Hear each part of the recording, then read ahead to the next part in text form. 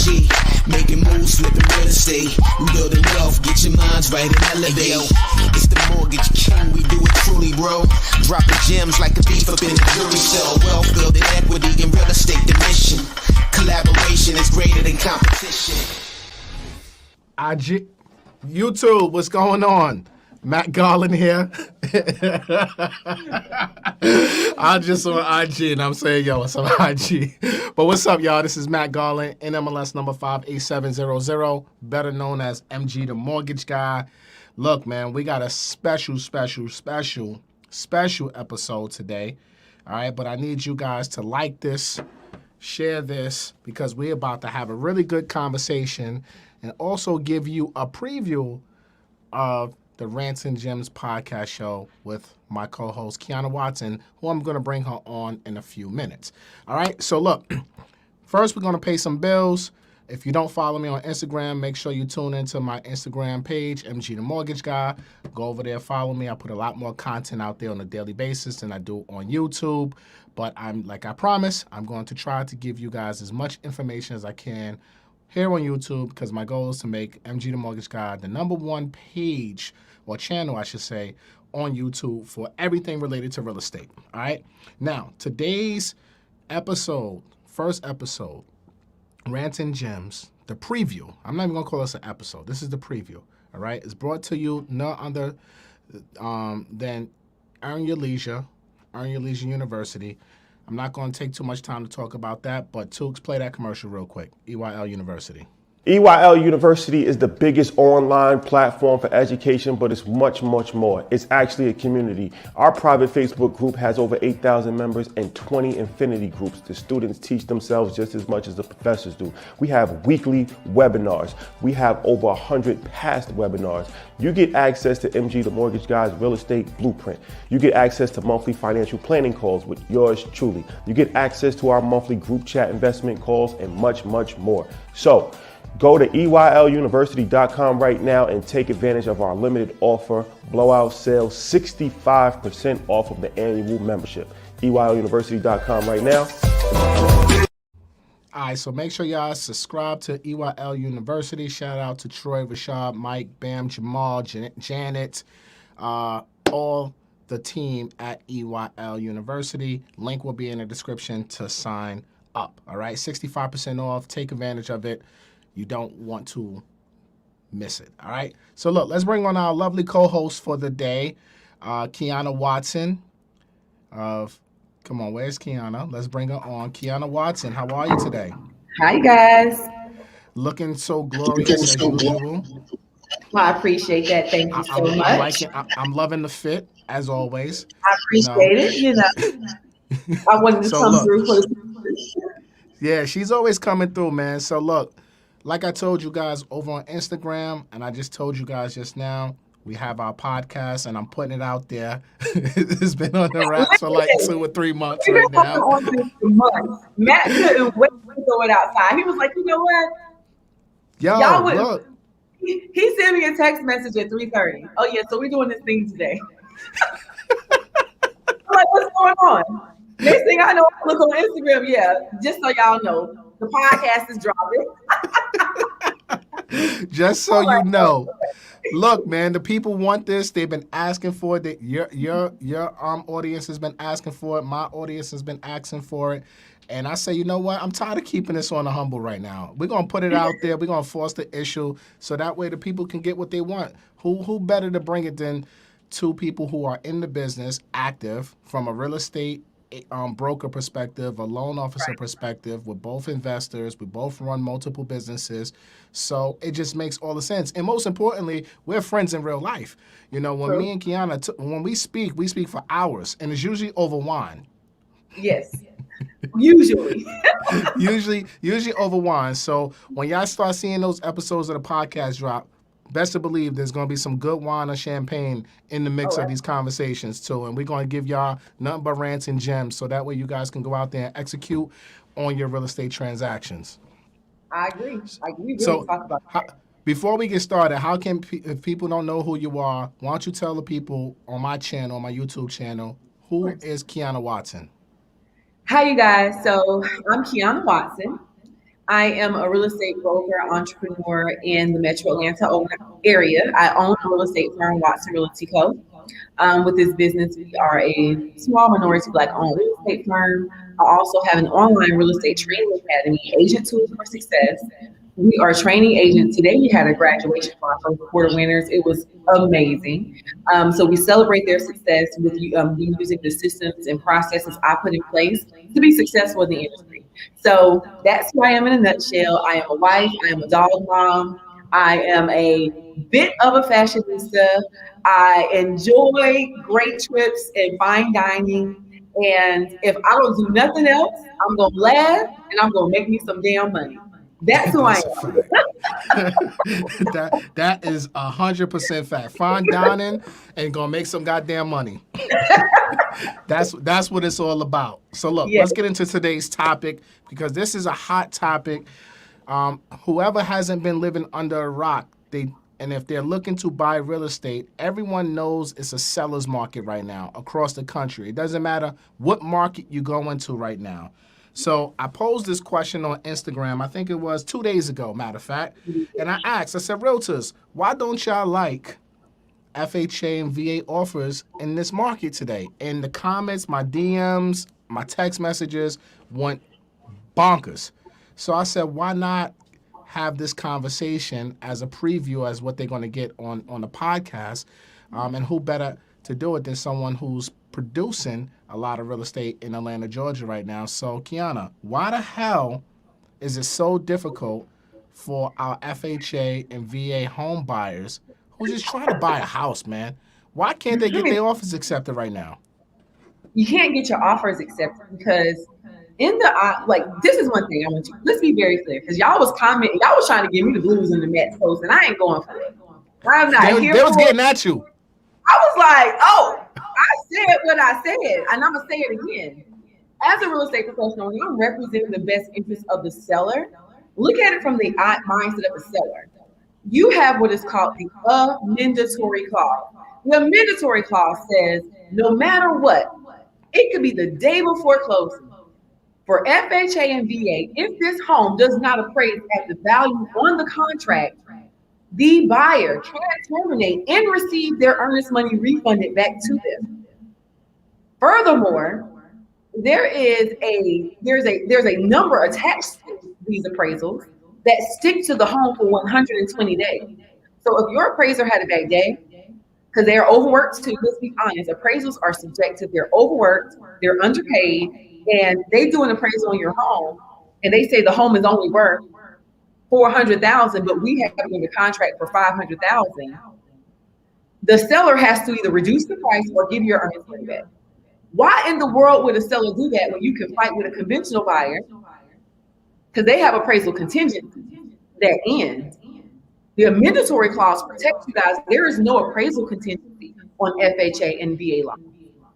So when you really think about the grand scheme of things, if I was buying a house from Matt and it came in at below value, and I got conventional financing, he's like, well, anyway, out of here, because your appraisal contingency is up, so I'm keeping your earnest money. And I'm gonna get me another buyer because what your appraisal is, don't stick to my house. Let me find me another conventional person and see if they're gonna run out on their appraisal contingency and keep their money. As opposed with VA and FHA, they lose every time. Every time. But what if the buyer is willing to cover the appraisal gap and they can show proof of funds? If the buyer was willing to cover the appraisal gap, they would write that on the contract. That is the problem. I'm representing sellers and buyers right now. When I'm reading the contracts and we're looking at who's going to pay the gap, the only people that are writing to pay the gap are conventional buyers. VA and FHA buyers consistently are not writing that special clause on the contract. Now, if they were to write that or pay option money, do more things to make it more attractive to the seller, then you would get your contracts accepted. Because my clients, my agents at my agency, they're getting FHA clients accepted, but they are paying the difference in the appraisal price. They are adding special stipulations. They are doing the things that most agents aren't doing because I am from Fayetteville, North Carolina. That is Fort Bragg Air Force Base. My dad was in the Army. My sister was in the Army. My grandfather was in the Army. I have friends that are still in the Air Force and the Army because it's a military town. So coming from a VA perspective, We understand that it's a service to our country, and so you want to utilize the VA benefits. But because you're saving so much money by not putting money down, you may want to have an agent that can navigate your contract by putting other special stipulations on there that are more in favor of the seller. Buyers are crazy. Y'all think when you write contracts, it's supposed to be in the favor of you, and it's not. You're writing a contract that's in more favor of the seller so you can win the offer. I mean, you dropped a lot of gems right there, especially about the mandatory clause. And this is what I try to coach my buyers who are using FHA and VA. First things first, me personally, me as a buyer, because I'm actively buying real estate myself right now, right? I'm not paying above your listing price or appraised value. That's just me personally. I'll walk the hell away in 2.2 seconds. I'll lose my appraisal, my inspection money. I don't care. If it doesn't appraise, I'm not moving forward. That's just me. But what I tell my home buyers that are looking to live in their primary residence, and this is their dream areas, a dream house, or whatever the case may be, unfortunately, the market is not on your side right now. So if you're going to take any low down payment loan, whether it's a conventional low down payment, FHA, VA, USDA, NACA, whatever it is, you have to be in position to pay that appraisal gap because these sellers don't give a damn. They are not accepting it. And I tell them, look, you got to be very vocal about this when you're putting your offer in, that you're willing to pay whatever appraisal gap. Now, I don't recommend waiving your appraisal contingencies because I like to negotiate, but unfortunately, this is not the time in the marketplace, especially if you're buying retail. It's not the time and place to go out there and try to not negotiate with the sellers right now because they don't have to choose you. It's thousands of buyers right now that are able and willing to pay that appraisal gap. So what other tips from a realtor perspective do you give your buyers who have minimum down payment, low funds, and they're trying to get a house right now? If you have minimum down payment and low funds, you need to wrap your mind around you're not going to get the best house on the block. Because that house that's the best house on the block is going to have multiple offers. And you will consistently lose. So what you want to do is, in the mind of real estate, they always say you want to get the ugliest house on the best street, right? So you need to focus on more sweat equity and stop trying to get these turnkey ready homes when you do not have the funds to compete. So focus on sweat equity. Get you a home that may need some work and take your time and finish that work, but you at least win the offer because now instead of competing against 15 other people, you may be competing against 1 or 2 other people because in real estate investment is completely different than real estate retail. As an investor, it's like, look, we already know we get in a house that got issues and we are fine with that, so we don't have to compete that bad. Retail, y'all want turnkey, free. Y'all want granite countertops. You want quartz countertops, soft close cabinets. You want all these things, and you want to be in a swim tennis community. You want an acre. You want a pool, and you are competing against 15 other offers, and your offer is not strong enough because you have the weaker financing and you don't have any funds. So you guys really, no other way to say it, humble yourself. Get a house that matches your budget, that matches your financing type, and that matches your circumstances. Understanding that owning is better than renting. But y'all have to calm down on your requirements because you're competing with people that are way more qualified. And when I say by better qualified, you have people that are doing conventional loans, they're putting down 30%. So they're only financing 70% and they paying the appraisal gap. And here you come with an FHA loan and you're putting down 3.5%. And the first thing a seller thinks, I never thought that a seller would say that, but I had a seller ask me, why would I take this offer? They're not even putting enough money in the house. They don't have no money. They assume you don't have money. It's not us saying it. It's not the agents. These sellers are savvy. They're like, well, why are they only putting 3% down? When I bought my house, I put 20% down.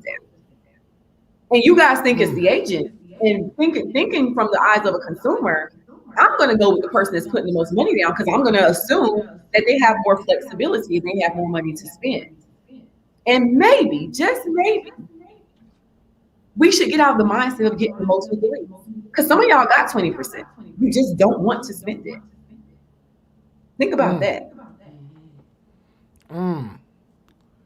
That's He had to cool down. I think something happened to his mic, but he's going to come back. So while he's preparing to come back, really think about it. Understand that it is not the agents that are pushing this thing out here. It's really the market. Yeah, I'm here. My bad. The camera died on us. So you're Gotcha. going to see my nice profile picture for while Tukes get his shit together. All right, we're here. But we here though. I guess the camera's overheating. It's too hot in here. I don't know. But I think you made a lot of good points. I wanted to touch on something you said, I think, and it's something that I preach also, is about rehab, right? Most of these home buyers are trying to, like you said, courts, hardwood, swim communities. They want, best school districts, which I understand, but they want that house that they can move in a week after closing. I preach rehab all day long, and that's why I try to tell people, stop being emotional. You got to think like an investor, even if you're going to buy your primary residence. You have to go after the rehab. Now, are there for those home buyers in your market, Quiana, are you seeing them having more success going that route versus going at the top of the market right now? Yes. Those that are willing to take the house that is not completely done, they're having more success. We're also pushing people that are doing FHA financing and putting the minimum down and can't compete with multiple offer situations. We're pushing them towards new construction opportunities because the builders are kind of set in their pricing, but you're not finding yourself in so much competition. So either settle for a smaller new construction home, which is going to have much less land because the cost of land is up and Atlanta is growing, or get you a home that is a fixer-upper that not too many people are willing to do the work in because people want turnkey. Yeah, people want turnkey, and I think that's what's hurting a lot of buyers out here is because everybody wants turnkey, but you can't go turnkey. You got to put that sweat equity in, and in all honesty, look, let's call a spade, and this is just my personal opinion. What are we in 21? I've been on record saying this several times. I think 2023, 2024 is when we're going to start seeing a correction in the marketplace. So these folks who are buying right now 100K above asking price are going to have issues with their homes being upside down. So if you go ahead and if you buy something that's maybe a little bit below market that needs a lot of work to put into it, 50, 60, 100K worth of work, those home buyers are the ones who are going to be safe because they're not buying above the marketplace. So it's also a smarter way to buy if you're really serious about home ownership right now. Can you hear me good? Yeah, I can hear you. Yeah, so to me, I think that's a smarter way when it comes to buying a house. It's just rehab. Like every house that I purchase is always something I need to rehab. Especially if something I'm living in, I won't buy nobody's nice new construction. Like I'm not a big fan of new construction, me personally, because I don't think these builders do a good job of building. That's just me personally. Because I've seen so many new builds and I'm like, damn, this looks terrible, right? But I think that's just the smartest way to go. What are some other tips that we can give the folks who are watching this right now to get their offers accepted? Because people just are looking at it as realtors are being discriminating towards them, especially if it's a black buyer, black realtor. They all feel like, oh, you're not helping the culture. You know what I'm saying? By telling people this information. Well, this is my thoughts. We're not helping the culture. So let me be honest with you guys. 98% of my clients are black. So when I'm representing a seller, they're also black. And they're selling their assets to make a profit because they have other investments that they want to go into. So what you want them to do is say, well, I'm going to take your offer that's offering me less and less of a guarantee to help you out and not take what's in the best interest of myself. And that is unfair. That is unfair to ask anyone to do that. They don't know you. They don't owe you anything. I think what we need to do is start preparing ourselves for the market that we're in. And like when I was watching that video with Dave Ramsey, and I'm reading articles every single day about the real estate industry, What you guys are hoping to happen is this market's going to crash and I'm going to get a deal. And there's no market data to support it. The only thing that supports is it's going to stop peaking. This spike in pricing is going to slow down. So instead of us spiking like this, it's just going to get to us area and it's going to level out. But so it's not like you can start charging people $10,000 for an Airman's bag, and now you're going to say, all right, now we're out of the rush. Now it's $5,000. It don't work like that, and pricing doesn't work like that. Correct. Where the price of homes are, where they're going to start sitting up at, they're going to stay there. And then they're going to level out. And so when they start leveling out, we're going to have foreclosures. We're going to have all of that. But I'm trying to tell you guys, and this is my strong opinion, when we do get these foreclosures, can you put it back up? And y'all don't have the cash because you're going to still be financing. Do you know how many people have cash right now ready to invest in these foreclosures so they can build their rental portfolios? I can't, and I was asking my assistant, I said, where is all this money coming from? I listed a house and got 8 cash offers. Where is this money coming from? Yeah, it's a lot of money in the streets right now. So what I want you guys to really think about is if I'm financing and I'm using FHA and I'm using VA and I don't want to spend more money later for the same product, what is my plan? What is my strategy? Because we're so used to doing the most with the least. Listen, you should have bought 3 years ago when 100% financing was popping, when FHA was popping, VA was popping. All you had to do was write a strong enough offer, you would win the offer. You missed that mark. So now this is where you are now. And you have money saved, but you don't want to spend it because you just want to, for some reason, you just think that buying a house, you just deserve to only put 3.5% down. Not that you can't put down 20%. The prices are going to continue to increase. And you're going to miss the mark again. When foreclosures come, you're going to get beat out by the cash investors and they're going to rent those houses back to $2. That's all. I said what I said on that. You said what you said. I mean, look, first of all, the Dave Ramsey video was actually really good. I watched that entire video and I don't necessarily agree with everything that he has to say. But in this particular moment, I agree with everything that he was saying. And it's something I've been saying too. I don't think there's going to be a crash. And I think people who are waiting for foreclosures or waiting for a price deduction, you're crazy right now.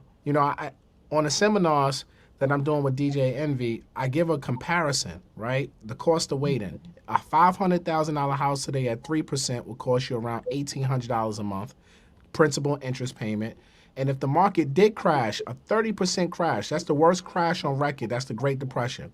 So that means if the house is $500 today, it'll go to $350 tomorrow if it's a 30% crash.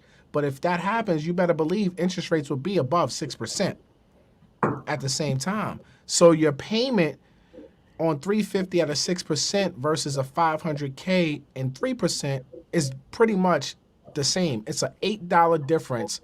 And it's $8 higher for the lower price with the higher interest rate. So your cost of waiting is more expensive to wait, in my opinion, because you're not really saving nothing. Although that price might be a little bit lower, but the interest that you're going to pay off the life of the loan, it equals out to everything you thought you were saving. So why the hell are you waiting? That's number one. And I don't think people should be waiting for a crash, a foreclosure crisis, like you said, because you can't compete with cash and you can't compete with these hedge funds. Hell, nobody can compete with these hedge funds. None of us. None of us. No matter how much millions we make or whatever the case may be, we can't compete with these guys who got billions and trillions. And what people don't understand, the banks are going to hoard those foreclosures. They're not going to release them all at the same time to the market. They're going to hit up their buddies on Wall Street at these hedge funds and say, look, I got 1,000 homes that we need to get rid of. We can't disrupt the market, so we're going to give them to you. You know what I'm saying? So I think people really need to be educated on that and really understand what, if it does crash, how is it really going to look and how it's going to really affect them? Because in most parts, most of the people who are saying they're going to wait, they're not going to be able to take advantage at that point. I know. I say it all the time. And I mean, I feel like I do really well. And I even tried to go to the courtroom steps in Fulton County and buy me an investment property. Mm-hmm. I feel, these are some big dogs out here. When people think about foreclosures, what you guys think is, I'm going to be able to finance my foreclosure. By the time you can finance the foreclosure, it has went through a couple of rounds. The first round is being sold on the courtroom steps. They're going to do that first. And that's Yeah. cash money. And those houses that you guys are seeing on Zillow and all that stuff, and you're like, Kiana, that's a foreclosure because I get it all the time. I was like, scroll down. You see where it says being sold on the courtroom steps? So do you got $200,000 in the money order too? Or are you waiting to finance? And most of you are waiting to finance. And you want to get the deal that your cousins and your uncles and everybody else got back in 2008, 2009. And you just got to let it go. Yeah, that was unprecedented times. Yeah, we gotta let it go. We had over 5 months of inventory then, right? It was way too many houses for people. Now we don't have enough houses for the people. Yeah, look, I mean, national supply right now is less than 2 months. I was just in Orlando with DJ Envy and Flip in New Jersey at their seminar last weekend. The supply in Orlando is about a month of homes. And that's Atlanta also. It's about a month, a little bit over a month of supply. That means the homes, now there are homes being sold and being listed. It just means that as soon as they come on, they're gone, right? So it's just steep competition. So I don't understand why people really think they're going to wait, they're going to do this, they're going to do that. It just doesn't make any sense. And like you said, you ain't got you ain't got a money order for $200K anyway. No. You ain't got the money. And it's okay, but you just don't. And I think what it is so much false information out here, leading us to believe that we shouldn't pay money down to buy a house. I think the worst lingo that was ever created was saying a first-time home buyer program. That literally made everybody believe that because I'm buying my first home, the government is going to give me something. And they never gave you anything. They charged you inflated interest rates. You guys were paying high funding fees, thinking you're getting all this money, not realizing it's all wrapped into your loan. And so meanwhile, you got a $250,000 house and you paying $1,800 a month because your interest rate is 4.75%. Your funding fees were all rolled into it. But the only thing is you didn't have to put no money down. Well, you got someone else that said, I'm going to put my money down. They got the same house and they're paying $1,200 a month. And their interest rate is 2.75%. But we don't do a deep enough dive because we're thinking so short term. And you have to look at building wealth and real estate as a marathon, not a sprint. Yeah, see, for me, I'm a fan of OPM, right? I love other people's money and I love spending the bank's money more than my money, right? So I'm a fan of minimum down payment programs because let's face it, a lot of people out here just don't make the money to save the amount you need to put down 10% or 20% in certain markets. Like in New York, a single family home, a fixer is probably and I'm talking 5 boroughs in Long Island, is probably going to run you $600K just for a fixer, right? So now for somebody to have 60,000 plus another 25, 30 for closing, they don't have $90,000. So that's why I like FHA, I like VA loans because it gives the people who might have good credit, might have everything else going, they just don't have an ample amount of savings, and it'll probably take them years for them to save that type of money. So I like those programs because it gives them the ability to own, and I'm an ownership advocate, but I do understand what you're saying and your point as far as the market is concerned. The market is just not friendly. Now, when it comes to multifamilies, look, if you don't have 15, 20% down on a multifamily, you can't go conventional. FHA or VA is your only option. And multifamily homeowners, or sellers, I should say, I think they're a little bit more lenient to that. They understand that, okay, you could probably only do FHA or VA for those type of properties. But even still, those deals right now, especially here up north, because we have so many of them, those buyers are coming with 20, 30, 40% down right now. It's just like, damn. People I would have never expect to have this type of money are pulling money out the woodworks and buying these properties. It's crazy. You know what it is though, and I'm grateful for these types of platforms. People really want to own real estate. That's a great thing. So let's just say this. Let's double back and say the fact that you even want to own real estate, and back then it wasn't popular. Most people didn't discuss it as an everyday thing. You're already one step ahead. Now you just got to have the strategy to use the financing type that you have to own a home. It may not be your dream home. It may not be the home you thought it was going to be, but you think about it. What am I waiting for? And if you think about it, there's nothing to look for. Get the home that's not the best home on the block, that doesn't have 20 offers. Because oftentimes you guys think it's your agent. It's not your agent, it's just your circumstances. And if you can't change your circumstances, you have to change your options. And by changing your options, you might can't get that swim community that you're looking for. You might have to be on the outskirts of that swim community and get something that might not be as pretty and nice and just fix it up basically. I agree. Yes. And be a little good a little further out. You know, it's okay. Everybody doesn't live in the city of Atlanta.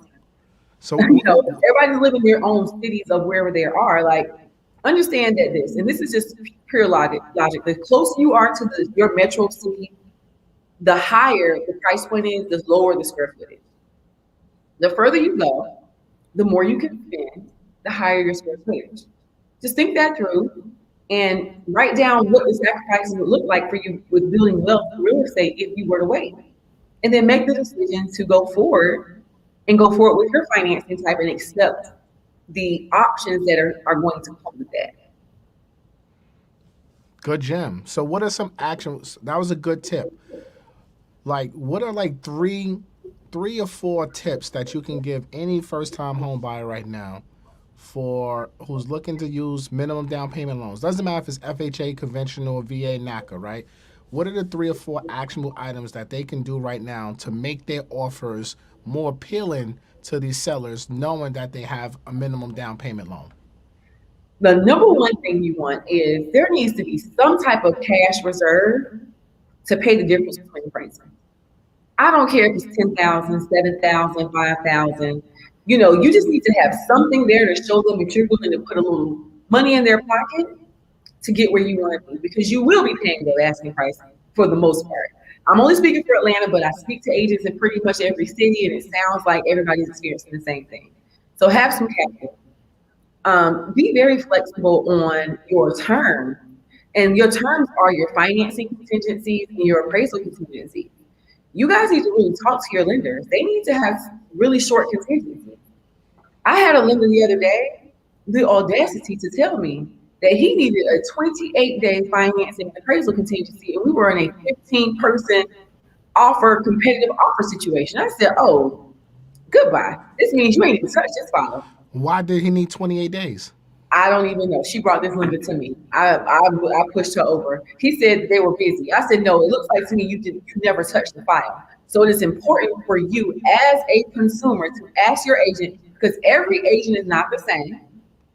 Ask your agent and your lender, how short can we be on the financing and the appraisal contingencies?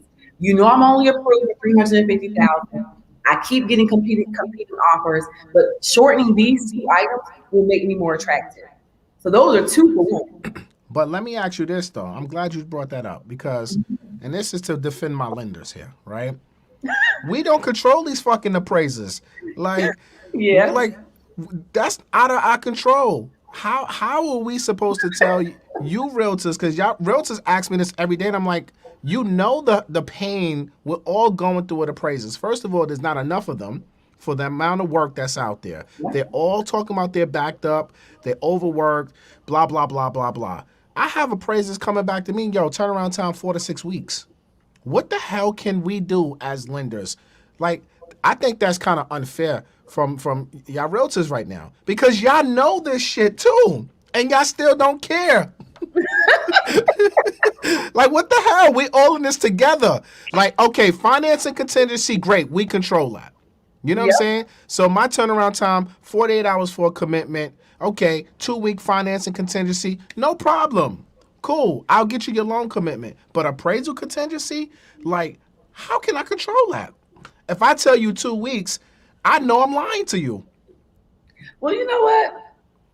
I get it sometimes, but y'all also can build these relationships with these appraisal companies. And you need to tell people up front, you don't have to pay for the rush. I tell all my clients, I don't care what lender you are. A rush don't mean shit though. And sometimes it don't. But No, Quiana, not no sometimes. I'm being honest, I'm closing deals all the time here. And people are getting appraisals in 12 days, 14 days. They're happening. 14 business or calendar? Whole day, entire. I mean, look, all my deals are rush, but these appraisers don't honor the rush. And from a lender perspective, we can't build a relationship with the appraiser directly because of the regulation.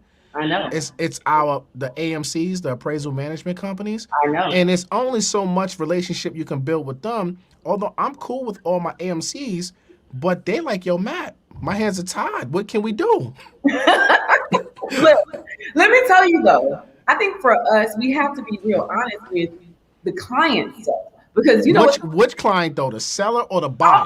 Everybody. Because okay. What's happening is the buyers are losing earnest money left and right because appraisals are coming in low. Sellers like, I'm moving on to someone else. And then you got lenders like, well, I ain't know nothing about it, blaming it on the appraiser. And the whole thing is like, if everybody communicated within that time, I'll tell my client, I'd rather terminate right now. We don't have an appraisal, and I know we are paying too high.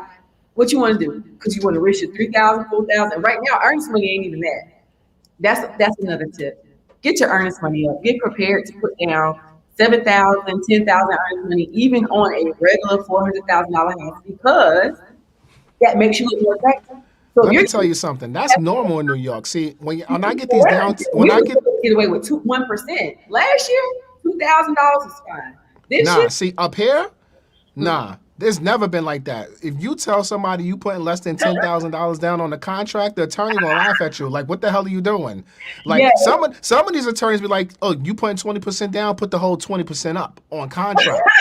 And then that's when I gotta be like, oh, hell no, don't put your whole 20% up. I've seen it all. So if you guys but you gotta have a strong realtor that understands the different terms and timelines of the contract to protect your earnest money.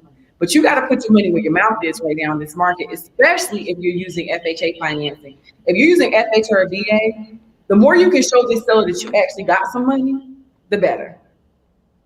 Because they assume you don't. And it's not the agent that's doing that. That is the mindset of the seller, because most of these people are selling that purchase houses back in the day. They had to put down 20%. They was normal. That's what they did. Think about it.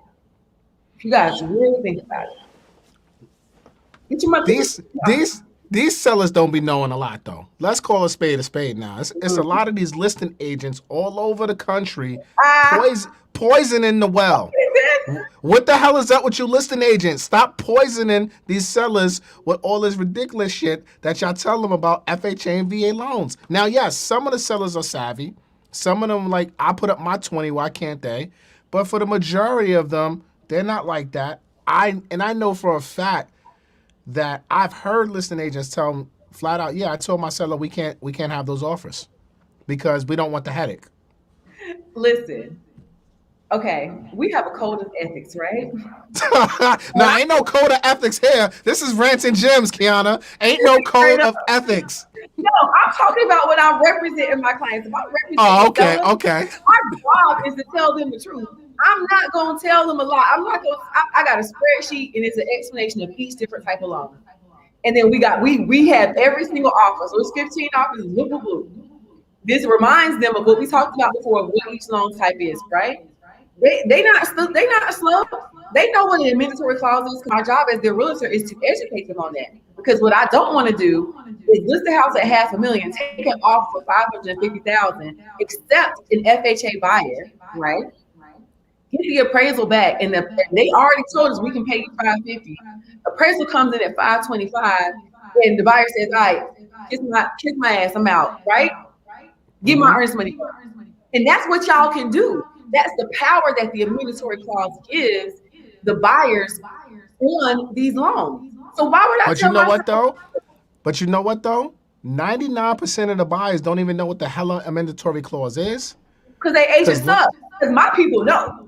Because that's why you're the GOAT, right? But a lot of these agents don't even know that. Loan officers don't even know that. They just know they got to get it signed, but they don't know what they're telling the people to sign, right? Even attorneys, for the most part, don't even know that. Yo, Alinda, on your post under my thing, asked me, talking about, so what does the mandatory clause mean? I dropped my phone. I said, this is too much. Hold on. I got to take off my glasses for that one. This is beyond me. This is above me. It's above me. It's above me now. How you going to ask an agent what the mandatory clause is? This is your part. That's the problem. That is the problem. But see, but they don't know this information, right? So when the buyer is going into the situation, if they have the gap and they could show the proof of funds, because a lot of my buyers that go FHA, they got their 401ks, they got their retirements, they got But they better 100 include plus it in with the there. offer. I highly recommend y'all start showing these sellers where the money resides. Attach a copy of your bank statement, attach a copy of your 401k, attach a copy with a letter stating I'm choosing to finance FHA because my debt to income ratio is high and I went to school and unfortunately that's my case, but I got the money. So look That's here, a gem. Blame it on student loans. student loan, but I got the money. Here is a copy of my bank statement. Y'all have no clue how much further this will take y'all. That's a gem right there. So you're basically saying, make that offer, show your hand. Yeah. Basically, show your hand and tell them like, look, I can go conventional, but I don't want to. I got these higher student loans. They're hurting my approval numbers. Blah blah blah blah blah. That's why I gotta go FHA. But look, I got 40%, in my account. This is called sales. And I be feeling sorry for some of y'all because I be reading these offers and y'all agents suck, man. They just suck. Your agents don't know what they are doing. So tell us what the agents are doing wrong right now. The agent's not painting the story for you at all. They're not painting the picture for you at all. They just submitting your dry offer and you look like somebody that don't have no money, that can't afford to do conventional, and your agent is not advocating for you. And that is why you are consistently losing offers. Wow. Sales is about painting the picture. Sales is about taking you are a salesperson. Our jobs are to sell our clients. So if I'm listing, I'm selling the house. If I'm on the buyer side, I'm selling my client. So I got words. Let me tell you about my client, who we are, what they do, Dr. Such and such, whatever. I'm coming up with anything. Anything. I'm making anything. I just got to explain what it is. Essential worker, all that good stuff. Everything. Nothing's left for grabs. We're gonna throw the whole kitchen sink at them, basically. Absolutely, you have to. Look, guys, I hope y'all taking notes, man. It's about almost 350, 400 of y'all here watching this live with us right now. I appreciate the support, but y'all need to go hit that goddamn like button and smash that like button because right now we dropping some gems, man. We trying to give y'all some tips on VA. Not even going to say FHA VA, low down payment buyers in the seller's market right now. What do you have to do to get those offers accepted? And we gave you guys so many good gems right now, from looking at distressed properties or homes that need rehab, from painting your home picture. I like that. Throw the whole kitchen sink at them. Make sure you're writing a good motivational letter. Have a template already made up. Yeah. You know what I'm saying? Because if you're going to submit multiple offers, and in this market, you have to submit multiple offers. You can't. One house is not your dream house. Every house, you can't be emotional. You got to just look at all these homes and you got to just fire away, and just have your template already with your offer package template, I would call it, and be ready to fucking give your whole life story, your blood type to that seller. Yeah. Because you got to pull out the heartstrings. Sometimes y'all be like, oh yeah, I want my first home and this has been my dream. All right. You ended with that. You started with, let me explain to you, my buyer has money saved. They have been saving for this many years. We got about this much money in the bank. So that's how you started off. And then you ended with the fluff, like, oh yeah, they really love this home. Because the sellers want to know where the money resides. I'm telling you right now, every seller I got, they're like, "Can I make 6 figures?" We squeezed in 6 figures out of nowhere. I'm literally listing houses, and I'm like, all right, we're gonna list at 20% above the last house because we can, and we're getting the money, and we're closing, and they making the money because we can. So the sellers is just like, you know what? They want the money because a lot of them are doing things like, that's what I love about us though, because they're like, Quiana, one of my clients was like, she started off as she works for like the airport, right? They don't, they make pretty decent income. Then she started wholesaling houses. Then she created her own notary business. So it's like, Quiana, I'm gonna move back in with my parents. I'm gonna get this 6 figures. I'm gonna create another business because now she recognizes the value of creating another business. And I attest that to all the education they get from being online, EYL, all this stuff, right? So when you look at this from the bigger standpoint, Sellers are like, why would I give up my dream of starting my business to take $20,000 less because you want the dream of buying my house? Make It's it not make happening. Make it make sense. You can't make it make sense because you guys aren't looking at it from the mindset of a seller. And the sooner you stop thinking like a buyer and you start thinking like a seller, you just might get your offer accepted because you're going to do what's in their best interest, not in yours. So Jamie Jackson in the comments, highlight that comment for me, Tokes. In the comments, Jamie Jackson, she says, and I'm going to put it, it's right there. Go down, go down, go down. No, go down. Right there, sellers. Yep. She says the sellers are coming up with their own list prices before we even get to the damn listing appointment. Laughing out loud. Quiana, can you vouch for what Jamie Jackson is saying right here? What she said is absolutely correct. I have people, they don't even care about what's happening in the market. So basically, I want to make 6 figures. So this is how much it's going to take for me to make it. And you be like, ain't no comps to support it. They don't care. They're like, all right, but this is what we want. So how can we get it? How can you make me look good to get this? And the first thing they say, y'all think that buyers are the only people reading the article? Buyers are the only people looking on the internet? Buyers are the only people listening to everybody talk about the market? No, it's the sellers too. I had to tell her, the first thing she said is, so we're going to take this offer. We're going to make them pay the difference from the appraisal, right? I was like, whoa, you vicious. Off top, she's like, yo, I know my house ain't gonna appraise. I know my house ain't worth it. But so the sellers are not that sophisticated as far as understanding lending types, but they understand dollars. And it gotta make dollars and it gotta make sense. If it makes both sense, like Beyond Win says, if it makes both sense and sense, that's what they want. That's it. So they may not understand all these loan types, but they know how to count some money. Because that's the only reason they sell it right now. Wow. Look, man, this is a lot of gems. You know, this is why Rants and Gems podcast, man. Look, this is cool. I'm in New York, you're in Atlanta right now. Yeah. This is great. But when we're going to be together doing this with the wine flowing, y'all have no clue what y'all in for. You have no clue. It's going to be amazing. Me and Matt had the best conversations. I mean, we wanted to call this Rants and Gems for a reason. We're going to drop this type of gems to you guys. And we talk about other opportunities. Me and Matt will talk 3 hours talking about how to make money, how to conquer the world. We always discussing moves to better ourselves, better our community, better our families. We recognized a long time ago that our platforms were created to educate people so they had a better understanding of this home ownership goal. So yes, we've grown a lot since we first started just jumping on Instagram all the time and saying whatever, but we're true to heart with that. I want y'all to win. So yes, I do sell a lot of luxury houses, but I have a whole firm. Everybody's not only selling luxury, but you gotta help us help you. That's it. Yeah. Look, this is a tough place to be a buyer, man. And look, and even as an investor, right? Going out there looking for property to buy, it is one of the most difficult things to do right now. And I talk about this often within EYL University that I've already walked away from like $4,000, $5,000 worth of inspection fees so far this year because the properties after inspection, sellers are not trying to do anything, and then they're not even trying to certify the rents. They don't. Like, people just don't care right now, and there's people that's coming behind me that's saying, look, I don't care if the people paying or not.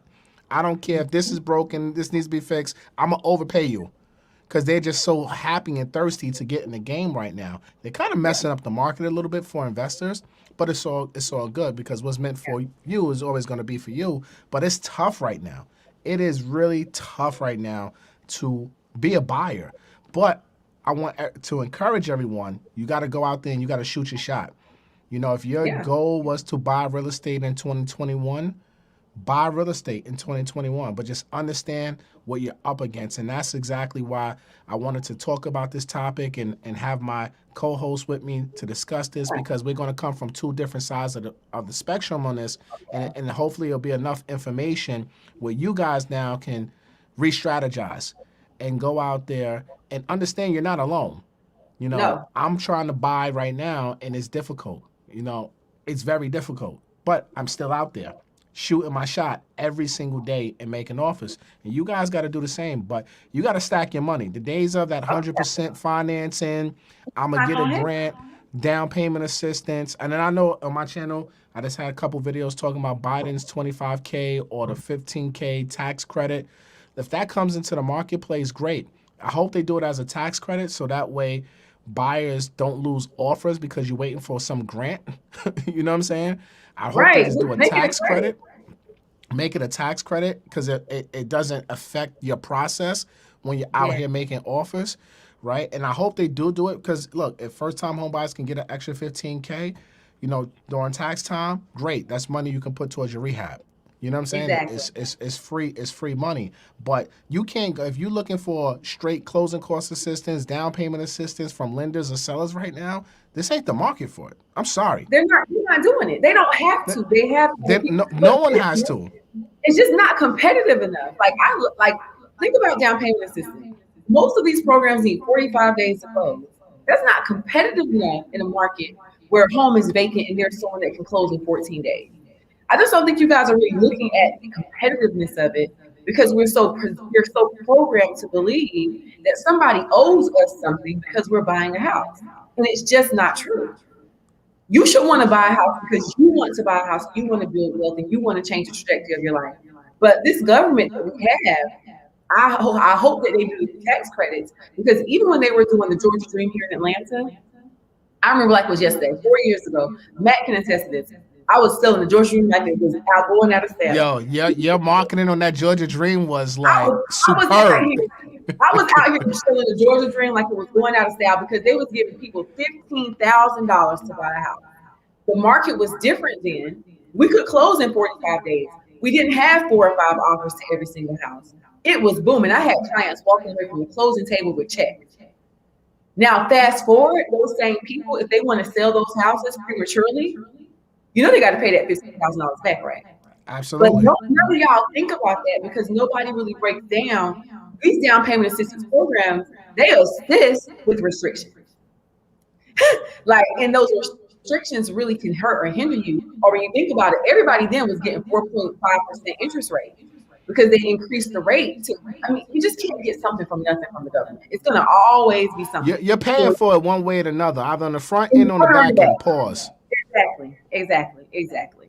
So definitely get your mind right and prepare. Nah, you definitely got to get your mind right. You definitely got to prepare. You got to stack your money. You can't be house rich and cash poor. This is something that I preach all the time. People always ask me how much money I need save. As much as possible. You know what I'm saying? Like, you need as much as possible. You're going into these homes. You guys are spending all your money. I don't think that's the right way to buy a house. Your foreclosure waiting to happen. So you definitely going to need money in this market. You know, if you got to... Look, I have so many success stories of people when this pandemic started last March, where folks were like, yo, I'm going to go drive Uber Eats. I'm going to do this. I'm going to do that. And they stacked up all that money and they purchased real estate. You know what I'm saying? They put themselves in a position to do that. One of my best friends, my man Bolo, he was in a serious accident last March, right before COVID. He's like in construction. He had his own company, but his accident prevented him now from doing any manual labor like that. So the dude hustled up with Grubhub, Uber Eats, all that good stuff, went to YouTube University and learned the trucking business, and in November purchased his first truck, and now as of today, he has 3 18-wheelers. And it all started with going Uber Eats, Grubhub, and working 16, 17 hours, right? So there's so many different success stories that I've personally, from people that I personally know and just from people that's follow me, that tell me what they had to do to get that extra 5%, 10% up. It's opportunities out there for everybody. Everybody has intellectual property. Yeah. Like, figure out how to sell a course or do something where you can monetize the information that you have in your head, your skill set. A lot of y'all went to college and you have these degrees, but y'all doing stuff that don't even make y'all money with the damn degree. Y'all got to figure this out, man, because it's opportunities out there for everyone in this pandemic season 2 to get to a bag. It's season 2. We Matt on, said it's pandemic season 2. This is the we in biggest season 2. 2021 is season 2. And season 3 is going to be on fire. I'm telling you. Season 3 is going to be record breaking for everybody who's a hustler. If you're not a hustler, like, because the way this world is going, it's either you poor or rich. It's just really, the wealth gap is getting extremely large. it's getting And, extremely large. And it's because it's like the middle class is getting eliminated. It's just gonna be here, and it's happening so quickly. And I think it's because I will say, because we have the internet, and so you have the regular person able to figure out a way to take this phone and make $1 million off this phone by doing certain things. People are making funny videos on Instagram, getting paid $1 million a year. That's a Just fact. record themselves. People are literally saying, you know what, I'm really good at Canva. I'm going to create a Canva course. I'm going to record it. And I'm going to sell it. And I'm going to tell people how great Canva is. And they making $1 million a year on this phone. But we got to get out of our own way. What it is we're so used to, we're supposed to work a job, supposed to do this, save our 401k. The world has changed. You got to change with it. So you can build this well. Why do you think so many people buy multifamily? I've never seen so many people focus on building wealth in my life, and I love it here. I love it here. Like, Yeah, look. I'm bringing in an investors agent. Rashana Scott coming to teach next month. Woo! Shout out to Rashana Scott. With my Agent Tools for Success group, because I'm like, I don't want y'all just to make the money. Make the money, invest it, and flip it. Like, I've been there. I done made the money, do the money. Now I'm like, if the money I spend not going to make me more money, I don't do it. See what I'm saying? And because you see where we're headed in this world, in this industry, and real estate, to me, we're heading to a place where it's a sad place to me, because I started the foundation of my business with first-time buyers. And I just feel bad for those that don't understand what's happening in the market and decided to wait and think that something special is going to happen, because you aren't going to win later. It's just going to cost you more money. You're going to get less house. It's not going to be better. The interest rates are already scheduled to go up. Did y'all see that article come out about interest rate scheduled to go up? They're not going to keep people on. For what? The market is. For what? It's no reason, and this is, and I tell people this all the time. It's all about timing with interest rates. The market doesn't care what your thoughts are, your feelings, or what you're planning.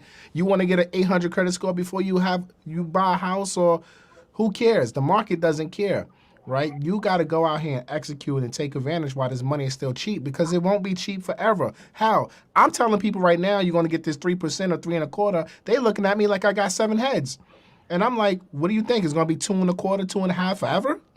Right. That was 6 months. Where was you 6 months ago? Yes, see? But listen, even that changed. You talking about 6 months ago, we was at 2.5. I had somebody get 2.35. Here we are now. I got a 2.25. And where we at now? 3.25. And it happened 6 months. 6 months. The people that do this every season, we do this. This is what we do. This is what we do every single day. We're closing thousands of people every single year. You can't tell me that we don't understand what's happening in the market that we work in every day. Nah, I agree with that 100%. Mm-hmm. People gotta, get off the couch, stop learning, and at some point go out there and get that hands-on experience and execute. And hustle right now, because look, for all my first time home buyers that's going to watch this live, that's watching this live now on a replay, y'all gotta hustle, man, because just saying that I have, if you're buying a $500,000 house and saying I only got $25,000 saved, that's not good enough right now. It's just not good. It was good enough 2 years ago prior to COVID. It was probably good enough, but right now. It's all right. You're in a good starting position, but you're probably going to need another 50. Wait a minute! I just had a heart attack. Somebody highlight ANGA phase 1. Highlight that too. Right Ange now. phase 1. Ange phase 1 in the comments. Yes. Yeah. Ange phase 1. ANGA. Bro, you just passed it. There she go. There you go. Matt, answer that. So Matt, so should buyers even ask for 3 to 6% sales concession, or not at all on the 3 to 4 multi units? And you know I love you, girl. Hell no. Like, hell no. Even if I don't care what house you buy, condo, one family, duplex, triplex, quad, you asking for anything, even 1% right now, those sellers are gonna look at you like you got 30 heads. And they're gonna say, you know what the agent's gonna do? They're gonna present your offer and then say, moving right along, the next offer. You know what I'm saying? Because legally they have to present it. Moving, They they're gonna be like, oh, Ange Face One wants 3 to 6% on your 4 family. She's offering X. You like it? No? Okay, next. And that's what's gonna happen. Even if you put in a bid, first of all, 9 times out of 10, you're putting above asking price. right. Right? In the retail market. Now I'm only speaking towards the retail market. You're putting at asking or above. So in Right. order for you to get a concession, that means the house has to appraise for higher than what you're telling the seller you're going to give them. The house ain't even going to appraise for what you're telling them. There's no comps yet. You're the buyer today. Today's buyer is creating the comps for next year. Yes. So And sellers honestly, concessions are wrap. What's your thoughts on that, Quiana? that's why I made you highlight it. I almost had a heart attack. Wait a minute. I almost fell out.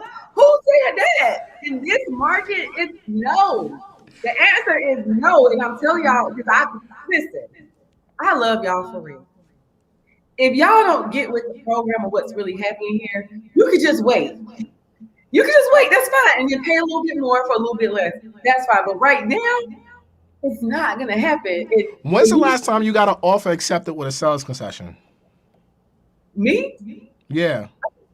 I'm trying to think. Damn. It was last year, but the house was over $1 million. And that's different. Because Atlanta, keep in mind our average price point is $348,000. So $1 million house is really considered luxury here.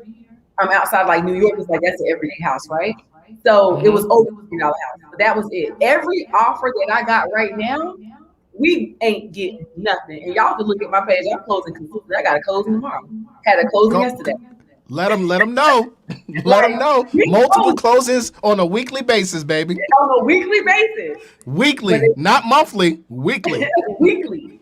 But it's definitely not paying. They're not paying any sales concessions. I wish I would write that down. For what? I'm wasting my time. I'm wasting their time, our time. We got agents texting us. I had an agent. I'm cool with her. I was like, listen, hey, let me leverage my relationship. I ain't gonna lie. Some of my relationships do help. Let me leverage my relationship, see if we can get this offer. She said, Quiana, don't waste your time. I had 50 calls. I got 20 offers. One is cash. And my buyer was FHA. And I asked her, I said, let's pay the house was 300. I said, let's offer them 325. She said, all I can do is 305. I said, child, before I even write this offer, let me just text this agent. She said, girl, don't even waste your time. We got 3 cash offers. Oh, please.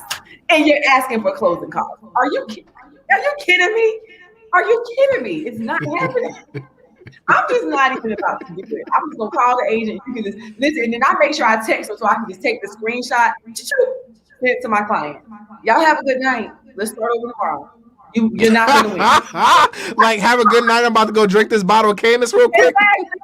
Have a good night. You know what I mean? Like, that's all we can do. We can only do what we can with what we got. And I think that you guys think that your agents are supposed to be magicians, but really we're supposed to present you in the best light. But you got to do your part. That's it. Oh, man. Look, and I'm going to tell you from a lender perspective, I haven't seen a contract with a sales concession since prior to COVID. See? Woo. It is just not. No, I'm lying. I've seen 2 contracts, 2 or 3.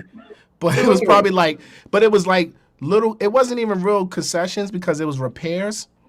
You know what I'm saying? So we in the FHA contract, we couldn't give them a credit. It's not concession. That's exchange for an exchange. That's not a concession. Yeah, exactly. 3 years ago, I could say the house $350,000. My buyer's FHA. We need $10,000 in closing costs. We're gonna close in 30 days. Approved. won the offer. Now I wish I would right there. For what? It's just not because they already tell you, we got 14 offers. Yeah, we got 10 offers. Yeah, we got 12 offers. You know what they say, the buyer's agents? This is the buyer's agents. The buyer's agents is running around. You a runner, you a track star. You know what the listing agents is doing? They sipping their wine. They shuffling the offers. So wait a minute. Let me ask you this though. What do you, as far as down payments, right?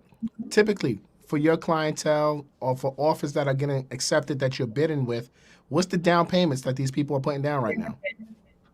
10%? Yeah, 10%. So 10% is a go. Yeah, my clients are putting 10% down, and most of my buyers right now, I don't even have one FHA buyer under contract. Everybody's conventional, and they're all putting down 10% or more. Wow. So 10% is the mark then. Yeah, because 10% looks good. 10%, when you look at that financing contingency, 10% is like, wait a minute, they only financing 90. They got a little money. Wait a minute. So what if we do a little hack though, right? I'm gonna put down 10. I'm gonna show you proof. I'm gonna show you proof of funds of 10, but I'm gonna go get this 3% or 5% loan. That's your business. Let me tell y'all something. Once you actually put that on the financing contingency and your offer get accepted, how you maneuver around the funding, especially if your agent puts a certain little line item that says all affiliated lenders, so you're not attached to one lender, you can really do what you want.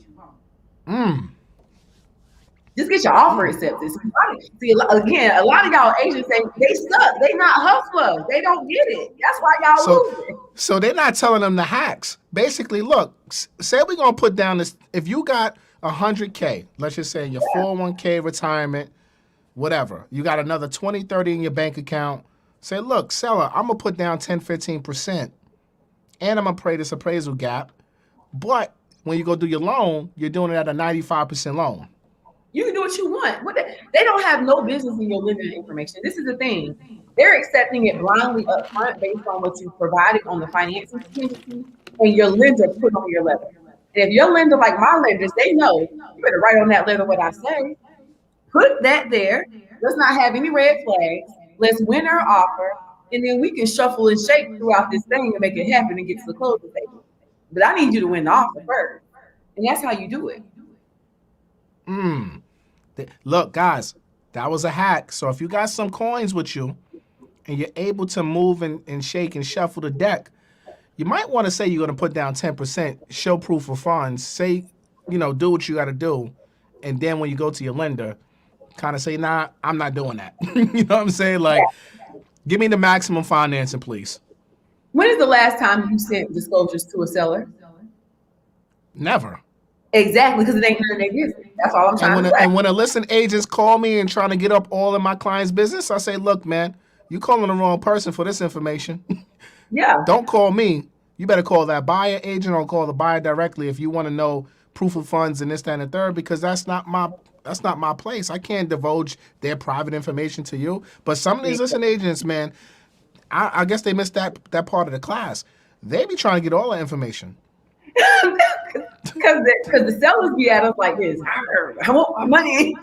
So I'm being honest. You sellers, I love y'all to death, but every seller I got want to make six figures. They don't care if they only live in the house a year. They don't. I think it's just they don't care.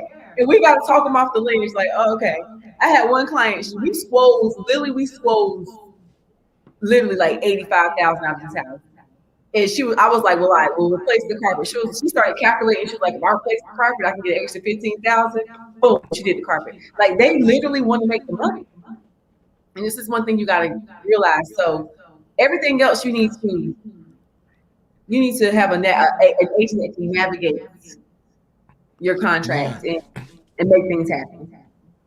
Look, so we got a lot of good tips, man. How long have you been on this so far, Tokes? It's been an hour. An hour. Okay. Look, a lot of good tips in this hour here, right? You got to know how to move and shake that lingo. If you got in that contract, if you got some funds, we gave you a good hack. Go for rehab properties that need rehab. Go away from your comfort zone of area you really want to be. Maybe you got to go a little further distance to get the house that you want. I mean, there's a lot of different tips that we gave you folks out there that are trying to buy homes with minimum down payment, FHA, conventional VA loans, USDA, NACA, whatever it is. We gave you a lot of information. That way you guys can present your offers better. You're going to probably have to watch the replay of this and have a pen and pad because there's a lot of information in here. Yeah. So, all you guys need to go ahead and like this video too, because it's about almost 500 of y'all in here, and it's like 200 likes. So y'all completely playing yourself right now and doing me and Quiana a tremendous disservice because we up here for a whole hour giving y'all rants and gems, like a little versus battle over here, and y'all can't even go and smash that like button for us. Like, come on, and throw a couple super chats our way. Like, come on, people. I mean, show us some love. Like, show some love, baby, to the channel and to the Rants and Gems show, which is coming next month because I put it out there in the world now. It's coming next month, guys. We're going to be ready for you guys. I can't wait. I'm flying to Atlanta when, Quiana, to start filming? It's next week. Yo, Tooks, she don't sound confident, son. Y'all hear this shit, right? She said next week. Yo, we got the real estate versus somebody said in the comment. I like that, y'all. Make sure, look, like, comment, share, subscribe. Make sure, Quiana, tell them how to find you. Make sure you keep up with me. You can go to any of my social channels or my name, which is QUIANA WATSON. That's Quiana Watson. Matt done put his foot on my neck, so you need to follow my YouTube channel, Quiana Watson. We dropping a video next week because I said it. I'm gonna do a Matt, and there's gonna be a video in there. And then also you can follow me. I'm really big on Instagram, Quiana Watson. Visit my website, QuianaWatson.com. Yeah, let's connect. Agent Tools for Success. Any training, yeah, any online training, any real estate training, go to agenttoolsforsuccess.net. Today we celebrated a lot of our members that did amazing things in the first quarter. Tell us about Spotlight. Let's spotlight one of your members right now. Okay, so one of my members, I got to read her numbers because it was just so crazy that she shared it. So one of my members, we had to highlight her because she sold what she sold the whole last year. She sold the first quarter of this year. Woo! So it wasn't like a little. So let me go ahead and go to her. So she was like, Quiana, I can't believe this. I sold $4.2 million last year. This year I ended the first quarter selling $3.8 million. Sold. And I secured my first sale over $1 million. And I'm actually shopping with buyers with over $300 million. So that's $3.8 million under contract, $2.9 million in approval. So wow. Shout out to her. And Agent Tools for Success was that training that helped her get to the next level. Absolutely. It's the glue. It's the glue that's holding it together, that's bringing everybody. I'm taking everybody with me to the top. So they're learning the systems, the tools, the resources they need to be great agents to represent you guys. Because my agents know. They know in the mandatory clause is. And they know how to use it. Yo, shout out to Watson, Realty, Bree. I can't remember what's her name. Bree, Kiara, Ariana. Kiara, yes.